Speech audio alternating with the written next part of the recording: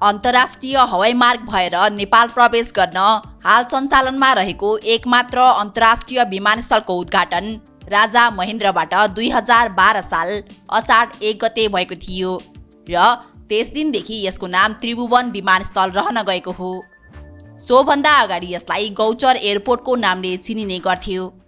विक्रम सम्वत 2019 सालबाट यस विमानस्थलको नाम त्रिभुवन अन्तर्राष्ट्रिय विमानस्थल रहन गएको हो।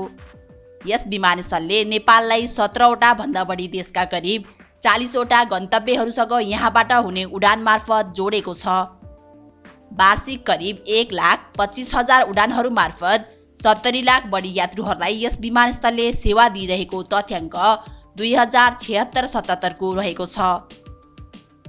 समुद्री सतहबाट 1340 मिटरको उचाइमा रहेको यो विमानस्थल आफ्नो क्षमताभन्दा बढी यात्रुहरूलाई सेवा दिनुपर्ने अवस्थामा पुगेपछि, अर्थात् यहाँ हवाई यात्रुको चाप बढेपछि र संरचनाहरू पनि पुरानो हुँदै गएपछि विमानस्थल अस्तव्यस्त भएको पनि देखिन्थ्यो।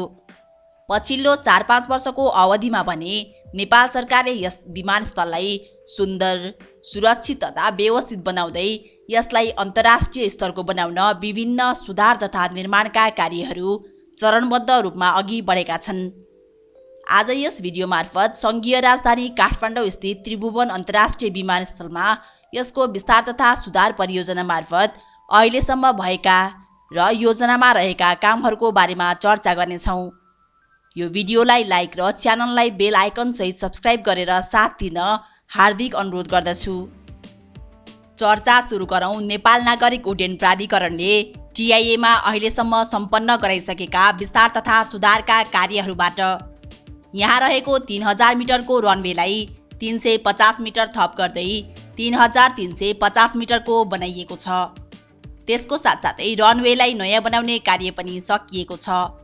यस विमानस्थलको अन्तर्राष्ट्रिय विमान पार्किङ क्षमता बढाएर 15 पुर्याइएको छ, जहाँ 3वटा वाइड बडी प्रकारका र 12वटा न्यारो बडी प्रकारका जहाजहरू पार्किङ गर्न सकिनेछ। अन्तर्राष्ट्रिय टर्मिनलतर्फ 6वटा नयाँ डिपार्चर बोर्डिङ गेटको पनि निर्माण भएको छ। विमानस्थलको दक्षिणतर्फ अर्थात् जडीबुटी कोटेश्वरतर्फ रहेको विमानस्थलको अप्रोच लाइटको मर्मत तथा सुधारको कार्य पनि सकिएको छ भने अप्रोच लाइट थप्ने कार्य पनि सम्पन्न भएको छ। विमानस्थल सुरक्षाका लागि खटिने सुरक्षाकर्मीहरूको लागि भवन निर्माण गर्ने कार्य पनि सकिएको छ। यात्रु चापलाई मध्यनजर गर्दै नयाँ अराइभल लाउन्जको पनि निर्माण गरिएको छ र त्यहाँ बुद्ध भगवानको मूर्ति राख्ने काम पनि सकिएको छ। सुरक्षा तथा सरसफाइका मापदण्डहरूमा व्यापक सुधार ल्याइएको छ। शौचालयको पुनर्निर्माण गरिएको, क्षमता बढाइएको र सरसफाइको व्यवस्था गरिएको छ। चेक इन काउन्टरतर्फ र ब्यागेज क्लियरेन्स क्षेत्रको पुनर्निर्माण पनि गरिएको छ। विमानस्थल परिसरमा वृक्षारोपण, हरियालीकरण तथा बगैँचा निर्माणको कार्य पनि भएको छ। अन्तर्राष्ट्रिय टर्मिनल भवनको मर्मत तथा पेन्टिङको कार्य साथै नयाँ क्यानोपी निर्माण गर्ने काम पनि सकिएको छ। यात्रुहरूका लागि चाहिने गाडी, मोटरसाइकल तथा ट्याक्सी पार्किङलाई पनि पहिले भन्दा निकै व्यवस्थित रूपमा अघि बढाउने काम भएको छ। नयाँ अराइभलमा आगन्तुकहरूको स्वागतका लागि 2वटा रोबोटहरू राखिएका छन् र अराइभललाई नेपालको कला संस्कृति झल्काउने गरी सजावट गरिएको छ। ट्याक्सीवेको सुधार तथा एयरपोर्टभित्र रहेका विभिन्न अप्रोच रोडहरूको सुधार तथा निर्माण कार्य पनि गरिएको छ। यस एयरपोर्टको डोमेस्टिक टर्मिनल भवनको पनि सुधार कार्य गरिएको छ। यहाँ conveyor belt, check in counter, security area, waiting area लगायतका विभिन्न सुधारहरू गरिएका छन् र पहिले भन्दा डोमेस्टिक टर्मिनल पनि सफा अनि व्यवस्थित देखिएको छ। एयरपोर्टभित्रको भिभिआइपी लाउन्ज तथा भिभिआइपी प्रस्थान तथा आगमन क्षेत्र पनि सुधारिएको छ। नेपाल नागरिक उड्डयन प्राधिकरणले नेपालकै पुरानो मध्येको यस विमानस्थलको विस्तार तथा सुधार कार्यक्रमको सुरुवात 2075 सालबाट अघि बढाएको पाइन्छ, जस अन्तर्गत त्रिभुवन अन्तर्राष्ट्रिय विमानस्थललाई नेपालको मौलिक संस्कृति झल्किने गरी बुटिक विमानस्थलमा रूपान्तरण गर्ने गरी अघि बढाएको थियो। तपाईहरूलाई जानकारी गराइराखौँ, नेपाल सरकारले विमानस्थल विकास पूर्वाधार करको रूपमा नेपाल आउने र नेपालबाट बाहिरिने प्रत्येक यात्रुबाट 1000 रुपैयाँ हवाई टिकटमै जोडेर उठाउने गरेको छ।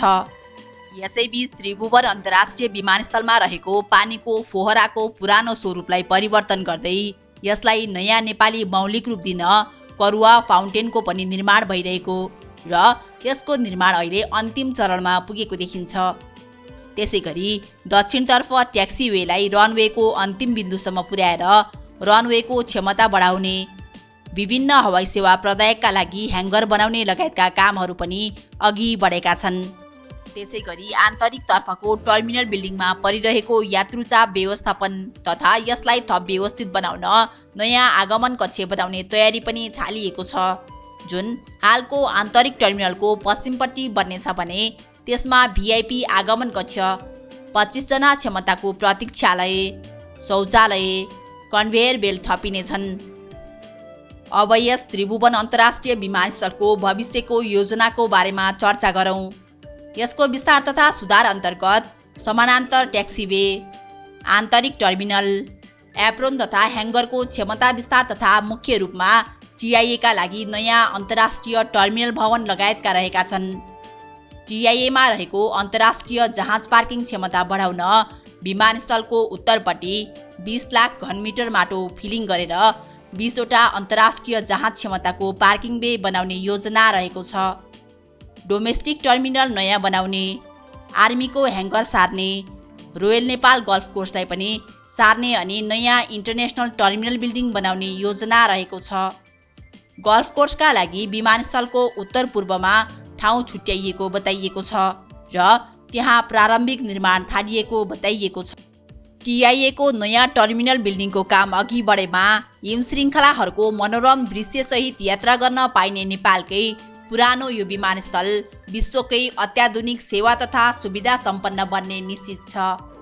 टिआइएको प्रस्तावित नयाँ टर्मिनल बिल्डिङको डिजाइन अनुसार यो अहिले प्रयोगमा रहेको भन्दा 3 गुणा ठुलो बन्ने, साथै यसमा एरोब्रिज सहितका 6 वटा बोर्डिङ ब्रिज बन्नेछन्। पर्याप्त कमर्सियल स्पेस रहने, बिजनेस र फर्स्ट क्लास लाउन्ज, पर्याप्त ड्युटी फ्री सप लगायतका सुविधाहरू थपिनेछन्। 50 अर्ब अनुमानित लागतमा नयाँ टर्मिनल र यससँग सम्बन्धित निर्माणहरूको लागि अनुमान गरिएको छ। सङ्घीय राजधानी भएकाले टिआइएको चाप नघट्ने र नयाँ अन्तर्राष्ट्रिय विमानस्थलहरू सञ्चालनमा आउँदा पनि टिआइएको चाप आउँदा दिनहरूमा बढ्दै जाने अनुमान गरिएको छ। सन् 2010 को तुलनामा 2018 मा यात्रु आवागमन दोब्बर भएको यो विमानस्थलको विस्तार तथा सुधार निकै आवश्यक भइसकेको जानकारहरू बताउँछन्। नयाँ प्रस्तावित इन्टरनेसनल टर्मिनल बिल्डिङको डिजाइन अनुसार यो स्टिल स्ट्रक्चरको हुने र विमानस्थलको उत्तरपट्टि 75,000 स्क्वायर मिटर क्षेत्रफलमा निर्माण गरिने योजना रहेको छ। यसको डिजाइन फ्रेन्च कम्पनी एडिपिआईले सन् 2016 मा नै तयार पारेको थियो। नेपालमा काठमाडौँ बाहिर सञ्चालनको तयारीमा रहेका भैरवा र पोखराका अन्तर्राष्ट्रिय विमानस्थल सञ्चालनमा आउँदा पनि टिआइएको क्षमता विस्तारको कार्य जारी राख्नुपर्ने आवश्यकता देखिन्छ।